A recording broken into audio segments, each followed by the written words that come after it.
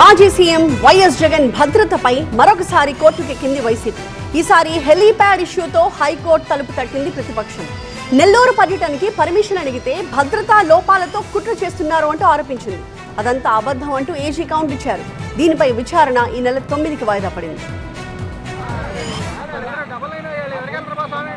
జగన్ భద్రతపై మూడోసారి హైకోర్టుకు ఎక్కింది వైసీపీ. జగన్ నెల్లూరు పర్యటనకు పర్మిషన్ అడిగితే తుప్పల్లో డొంకల్లో హెలిప్యాడ్కు అనుమతి ఇచ్చారని విపక్ష పార్టీ ఆరోపించింది. జగన్ టూర్లకు పోలీసుల రోప్ పార్టీలు లేవు. ప్రోటోకాల్ ప్రకారం Z+ సెక్యూరిటీ లేదంటోంది ప్రతిపక్షం. కూటమి సర్కార్ ఇదంతా కావాలని చేస్తోందని, జగన్ పర్యటనలో భద్రతా లోపాలు ఉండేలా కుట్ర చేస్తున్నారని వైసీపీ ఆరోపిస్తోంది. ఏపీ హైకోర్టులో వైఎస్ జగన్ నెల్లూరు హెలీప్యాడ్ అనుమతి పిటిషన్పై గురువారం విచారణ జరిగింది.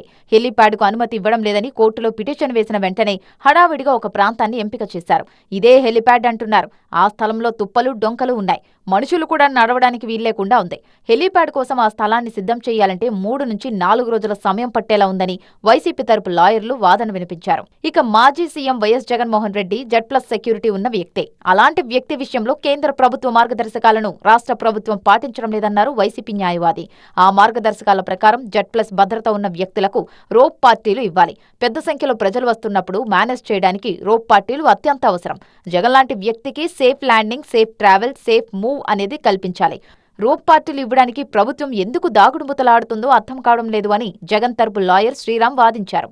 ఈ విషయాలన్నిటికీ ప్రభుత్వం నుంచి సమాధానాలు రావడం లేదు. పైగా వైఎస్ జగన్ భద్రత గురించి వేసిన 2 పిటిషన్లు ఇంకా పెండింగ్లో ఉన్నాయి అని ఆయన కోర్టు దృష్టికి తీసుకెళ్లారు. అయితే ఆ సమయంలో ప్రభుత్వం తరపున అడ్వకేట్ జనరల్ దుమ్మాలపాటి శ్రీనివాస్ వాదిస్తూ జగన్కు Z+ కింద ఇవ్వాల్సిన భద్రత ఇస్తున్నామంటూ చెప్పారు. అలాంటప్పుడు రోప్ పార్టీలు లేవు కదా అని పిటిషనర్ తరపు న్యాయవాది శ్రీరామ్ మరోసారి ప్రశ్నించారు. ఈ పిటిషన్పై వాదనలకు మరింత సమయం కావాలని ఏజీ కోరడంతో కోర్టు జూలై 9కి విచారణ వాయిదా వేసింది.